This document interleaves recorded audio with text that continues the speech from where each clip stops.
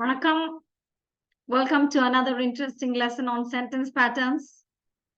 Sentence patterns நம்ம நிறைய lessons பார்த்திருக்கிறோம். இருந்தாலும் ஒரு டவுட் இன்னைக்கு ரேஸ் பண்ணியிருந்தாங்க வாட்ஸ்அப் குரூப்ல. They remained calm. இது SVC யா இல்ல SVA yeah? That was the question. குரூப்ல ஆன்சர் பண்ணிட்டோம். ஆனா அங்க வந்து எக்ஸ்பிளனேஷன்லாம் கொடுக்கல. So I thought of giving the explanation in a YouTube video so that all of you people can benefit. Okay, so they remained calm. ஏன் SVC? It is an SVC sentence, not an SVA sentence. ஏன் அந்த calmங்கிற word complement நம்ம பார்க்க போறோம். ஏன் adjunct இல்ல? நிறைய நேரங்கள்ல நம்மளுக்கு இதுலதான் ஒரு கன்ஃபியூஷன் வரதே. எப்படி இருந்தாங்க? காமா இருந்தாங்க. அதுதான் அந்த சென்டென்ஸோடைய அர்த்தம். சோ எப்படி ஹவுனாலே ஹவுக்கு ஆன்சர் வர்றது அட்ஜங்க்ட் தானே அப்படின்னு நம்ம நினைச்சிட்டு அதை வந்து எஸ்விஏன்னு போடுறதுக்கு வாய்ப்பு இருக்கு. அந்த மிஸ்டேக்க பண்ணிடக்கூடாது. ஓகே, கொஞ்ச நாளைக்கு முன்னால நான் ஒரு லெசன் யூடியூப்ல போட்டிருந்தேன்ல, subject complements and object complements. அந்த லெசன்லயும் நம்ம இந்த பாயிண்ட் நம்ம பார்த்தோம்.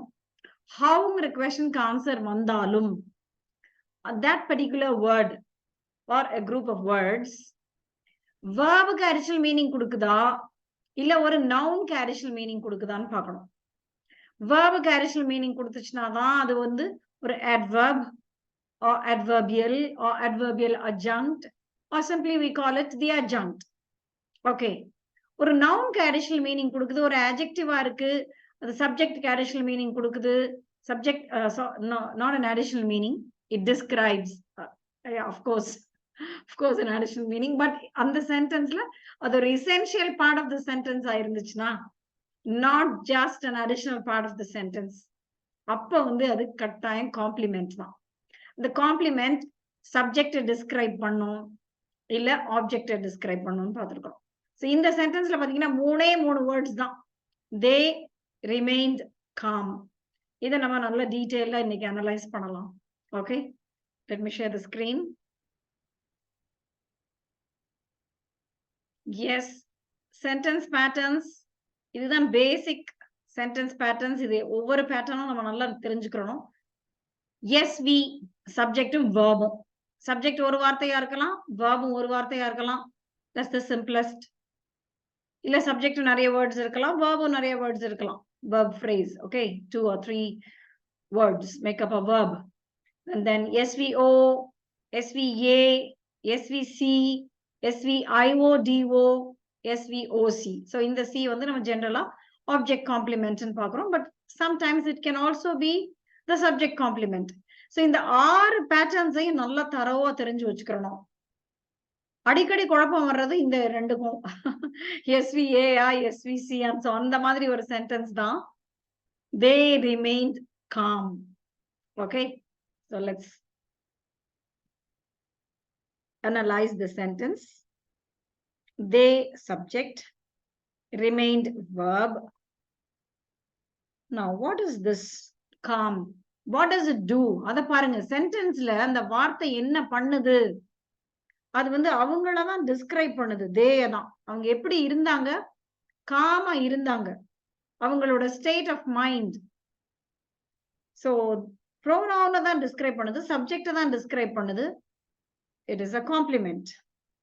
Okay, complement, not an adjunct here. இன்னொரு முக்கியமான விஷயம் இதுல பார்க்க வேண்டியது என்னன்னா, இந்த verb. இது என்ன verb?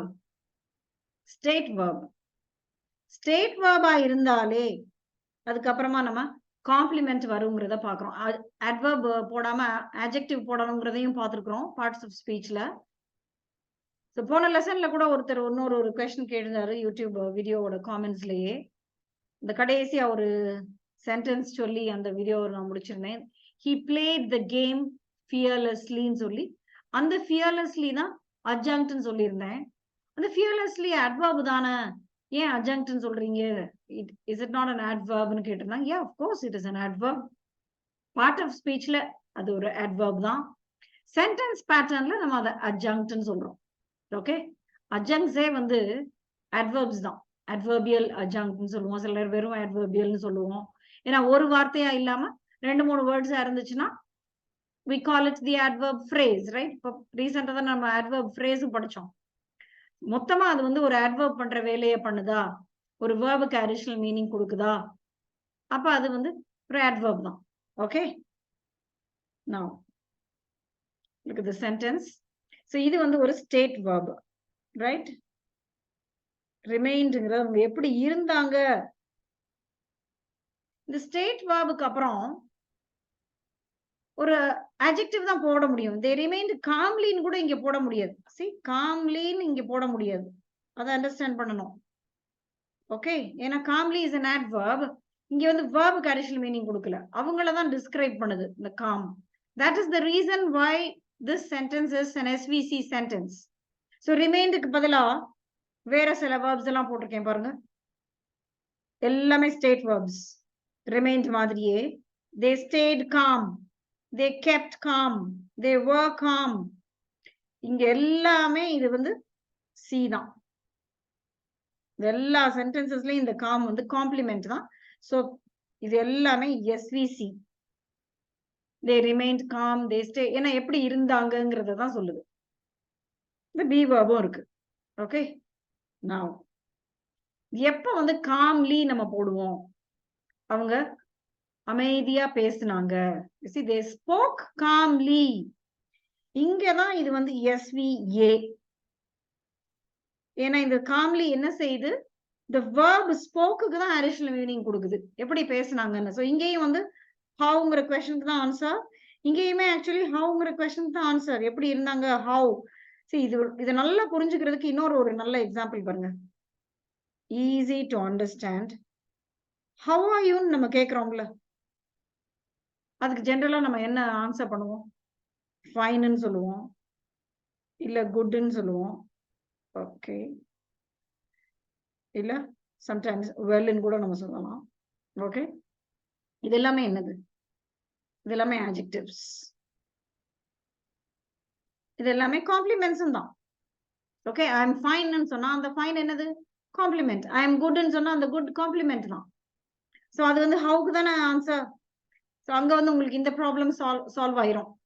ஹவுக்கு ஆன்சர் வந்தாலும் அது adjunct-ஆ இல்லாமல் காம்ப்ளிமெண்டா இருக்கலாம்ங்கிறதுக்கு இது ஒரு நல்ல example. easy to understand. how are you?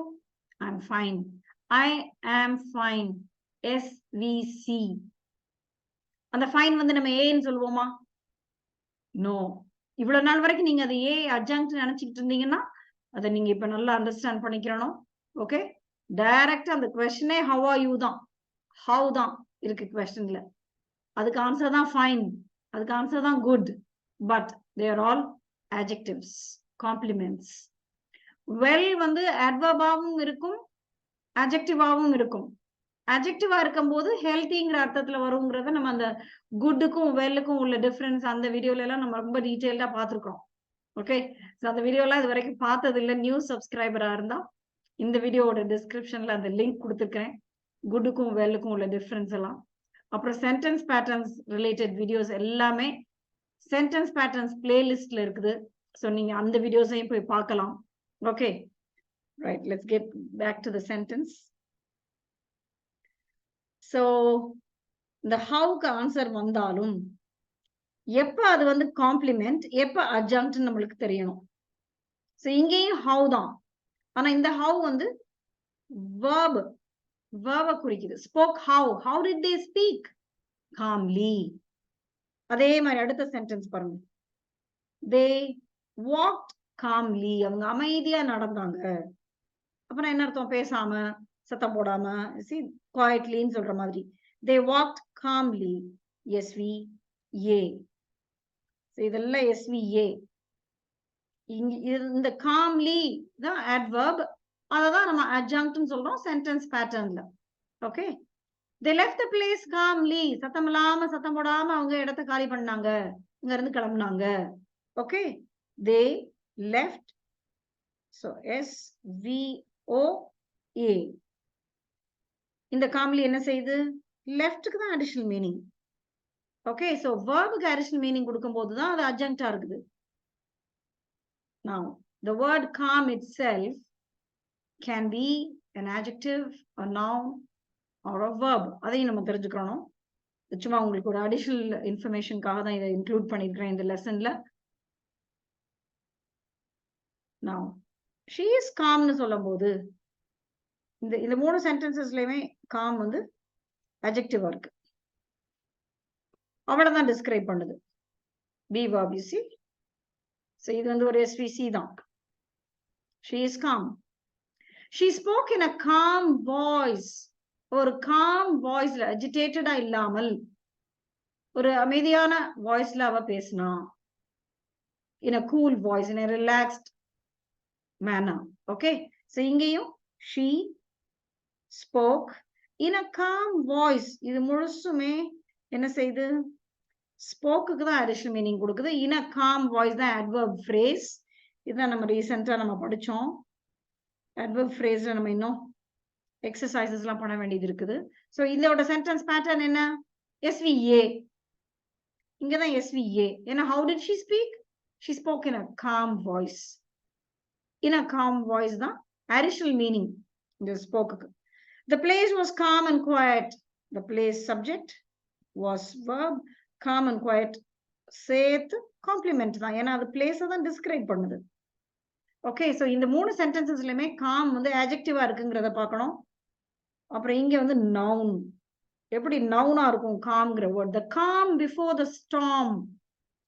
இந்த காம்க்கு அர்த்தம் என்னன்னா அமைதி. அததான் நம்ம வந்து காம்னஸ்னு சொல்லுவோம். காம்னஸ்ன்னு சொல்லும் போது என்ன அர்த்தத்தை நம்ம அண்டர்ஸ்டாண்ட் பண்றோமோ அதுதான் காமும் as a noun. புயலுக்கு பின்னே ஒரு அமைதி இருக்கும், புயலுக்கு முன்னே ஒரு அமைதி இருக்கும். ஸோ அந்த அமைதி இந்த ஸ்டேட்டையே சொல்றோம்ல அதுதான் நவுன்.